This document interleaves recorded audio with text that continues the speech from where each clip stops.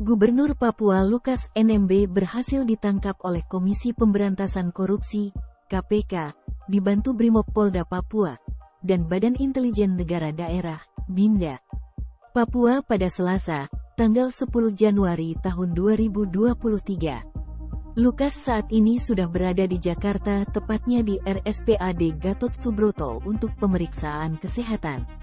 Menko Polhukam Mahfud MD mengungkap bagaimana pihak berwajib dan KPK akhirnya bisa menangkap Lukas NMB. Perlu diketahui, kediaman Lukas NMB di Jayapura dalam beberapa waktu kerap dijaga oleh massa simpatisan sang gubernur Papua. Hal ini membuat KPK tak bisa masuk untuk melakukan penangkapan karena khawatir terjadi konflik horizontal. Terkait hal ini, pihak keamanan, kata Mahfud, kemudian melakukan pemantauan terhadap data catering nasi bungkus yang dikirim ke rumah Lukas NMB. Kita punya data dari catering untuk makan yang suka duduk di depan rumah Lukas NMB, kata Mahfud dalam konferensi pers di kantor Menko Polhukam seperti ditayangkan Kompas TV, Rabu, tanggal 11 Januari tahun 2023.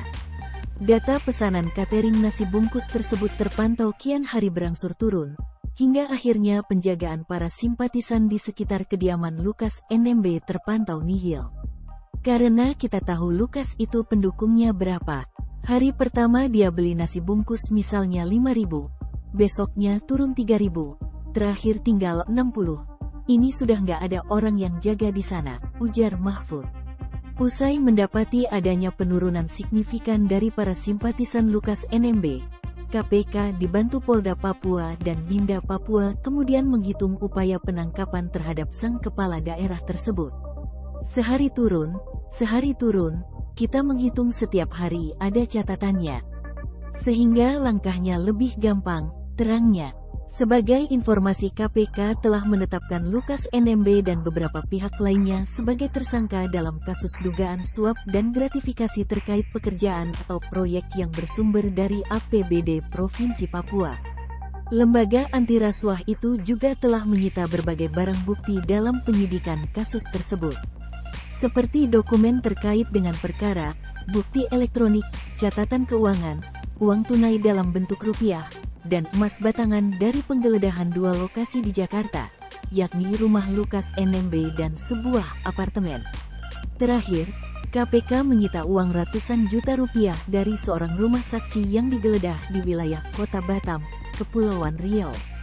Lukas diduga menerima suap dari Direktur PT TBP Rijatono Laka sebesar 1 miliar rupiah terkait proyek infrastruktur di pemerintah Provinsi, Pemprov Papua. Selain itu, Lukas turut diduga telah menerima pemberian lain sebagai gratifikasi yang berhubungan dengan jabatannya hingga jumlahnya miliaran rupiah. Atas perbuatannya, Rijatono disangkakan melanggar Pasal 5 Ayat 1 atau Pasal 5 Ayat 2 dan Pasal 13 Undang-Undang Pemberantasan Tindak Pidana Korupsi (UU Tipikor). Sedangkan Lukas disangkakan melanggar Pasal 12 huruf A atau B atau Pasal 11 dan Pasal 12 BUU Tipikor.